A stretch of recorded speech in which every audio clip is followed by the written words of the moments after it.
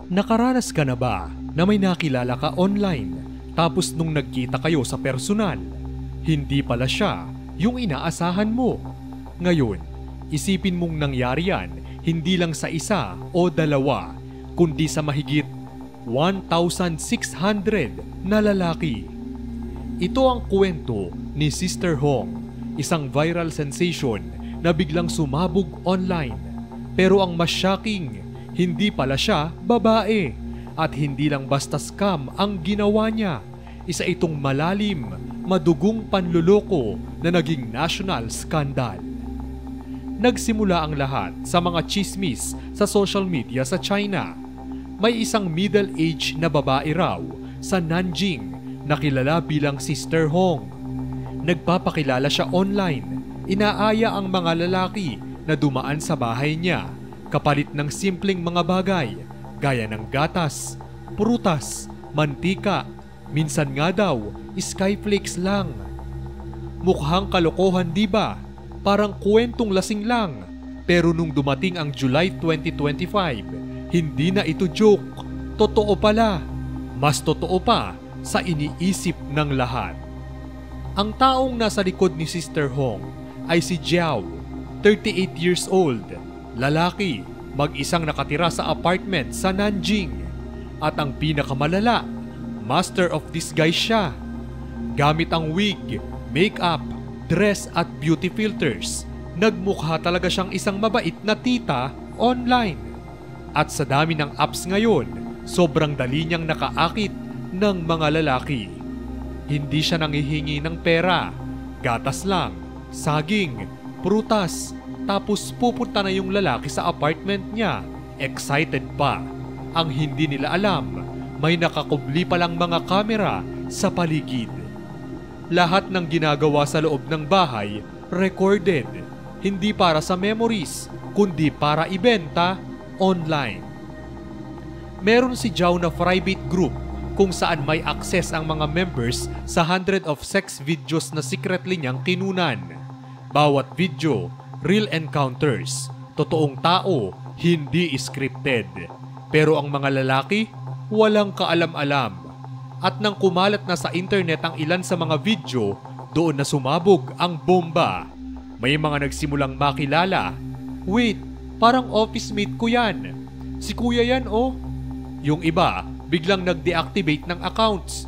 Yung iba, nagkulong. At ang mas malala, may napaulat na nagtangkang magpakamatay.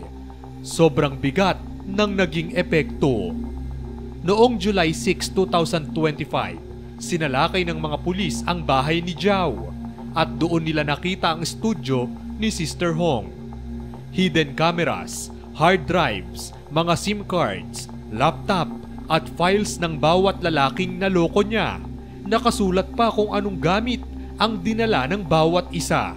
As in, mansanas at gatas, July 1, 2025, 9 p.m. Ang tanging masasabi ko lang, grabe ka kuya. Inaresto si Jiao at sinampahan ng kasong paglabag sa privacy, paggawa at pagbebenta ng malalaswang content at illegal recording. Pero kahit nasa kulungan na siya, ang epekto ng ginawa niya ay hindi pa rin natatapos. Sa social media, naging super trending ang hashtag Sister Hong.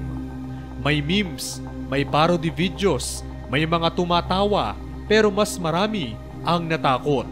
Dahil kung iisipin mo, sa panahon ngayon, madaling mabiktima.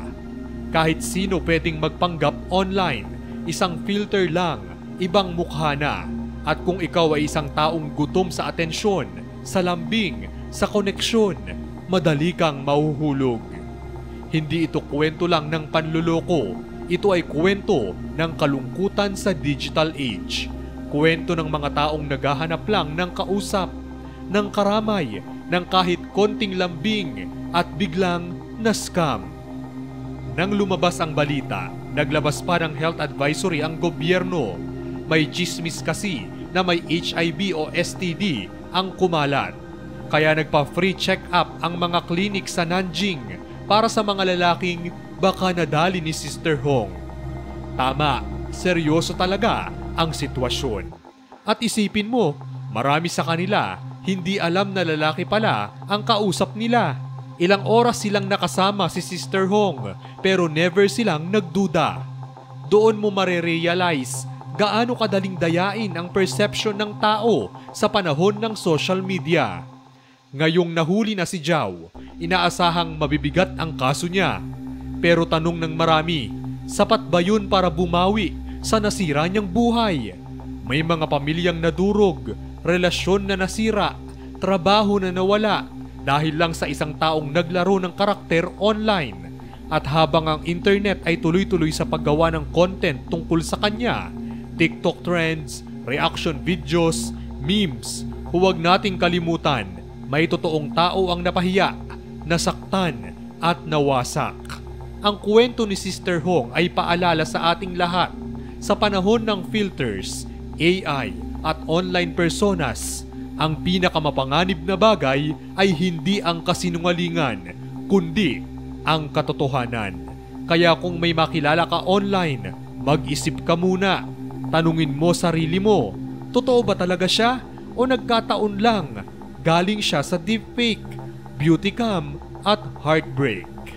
Kung gusto nyo pang makarinig ng mga katulad nitong mga kwento, i-like lang ang ating Facebook page at mag-subscribe sa ating YouTube channel.